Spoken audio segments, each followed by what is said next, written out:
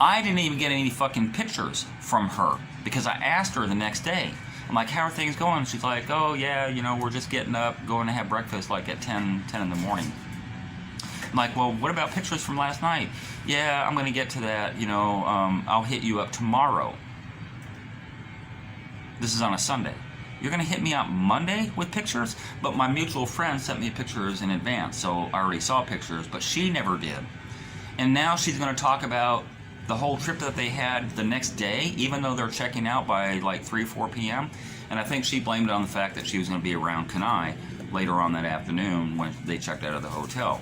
You know, oh, I can't talk to you about our trip that I put you on because of your boyfriend. Yet you can't take little 5 minutes off to the side or whatever and call me or send me a voice note about how great a trip it was, which she did the following day on Monday, but goddamn. Anyway, getting back to the Sizzler thing. See, that's the fucking disrespect. That's the disrespect that I started noticing about her in 2022. And it gets worse. Watch part 6, because part 6 I'm going to go into, I don't have time now, but I'm going to go into the end of the year 2022, going into 2023, and how our relationship dissolved and went away. But I started noticing that disrespect at that point, you know, back in March with the hotel thing, that she disrespected me by not even recognizing me. That she disrespected me at the concert by not even grabbing me and saying, hey, Sizzler's back here, you know, da-da-da, I just got some selfies, you want to get some selfies too? You want to meet the guy? I don't even know how she got back there, you know, but she could have grabbed me the same way and thought about me. You're fucking there taking selfies with coffee and all this stuff because of me, but don't have enough respect for me knowing that I wanted to meet Sizzler and don't even take me back there. The red flags were becoming redder and redder and redder as 2022 started to end. It got worse. It got a lot worse in November, December. A lot worse. And look for that video. That'll be part 6. That was fucked up. So she started her school, and that was July, Sumfest. I'll have to go through if there's anything I forgot going in from July to when I left in July. But she started her school in September 1st.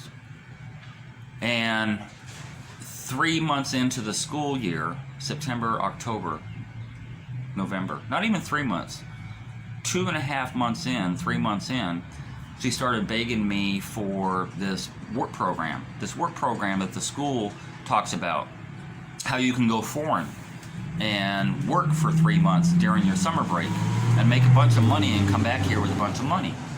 And I'm like, no, I'm not, no. They're associated with the school? Oh, well, they drop off pamphlets and all that stuff with the school, and I really want to get into that program.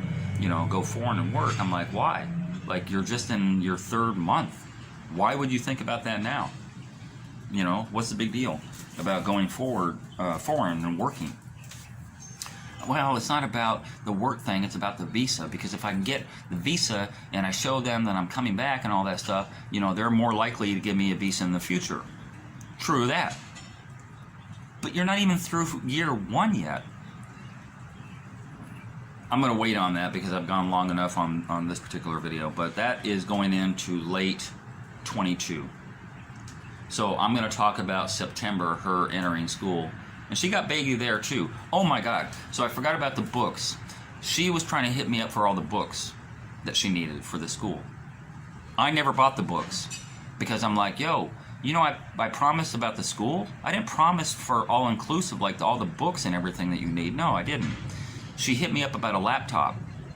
This is funny too, because remember a couple years ago I had bought her laptop, but there were certain features about this laptop that it doesn't have a room. You know, it wasn't a very expensive laptop that I had bought her, but it doesn't have the room on it to have programs, and it didn't come with the program. So I think it was WordPerfect, is a Microsoft program or something that she needed, and we had discussed that. She's like, Bobby, I really need an upgrade on my laptop, you know, and I was trying to work out to where she could get the program maybe for free or pay for the program virtually and then get it put onto that computer. And I don't think the program would fit on the computer with the memory that it had. I don't remember what the issues was, but I do remember she was trying to get me to upgrade on the laptop.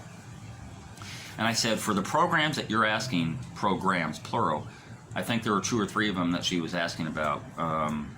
Word, WordPerfect, Excel, something. And I said, you know, when you start getting those programs built into the computer, you're paying a pretty penny. You're paying $800, $1,000 for a laptop for those programs that are installed, pre-installed. And she was really, really doing everything she could to get me to upgrade her laptop. And a printer. I remember she was begging me for a printer too. I'm like, yo, there was the red.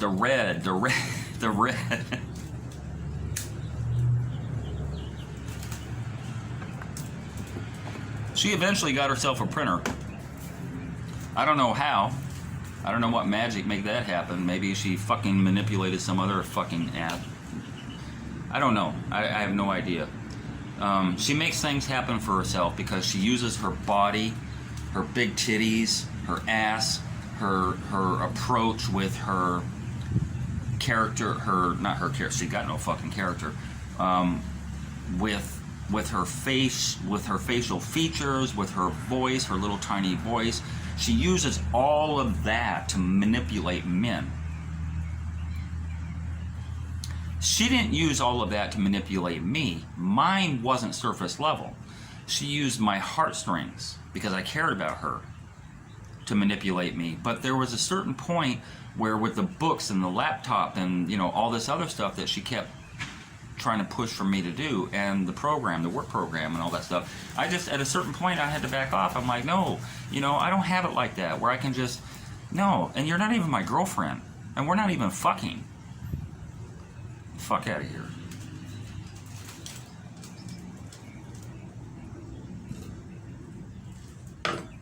All of this that I'm telling you now plays in 4 months later.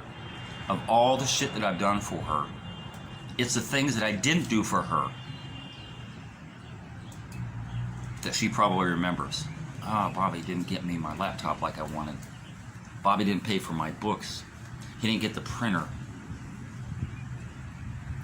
Oh, he's such an asshole. Why couldn't I get him to do this stuff for me? I don't know what her mindset is. Whatever it is, I know for a fucking fact by January, when she knew she wasn't getting shit for me no more, there was no reason for us to be connected anymore. Because she got no fucking heart.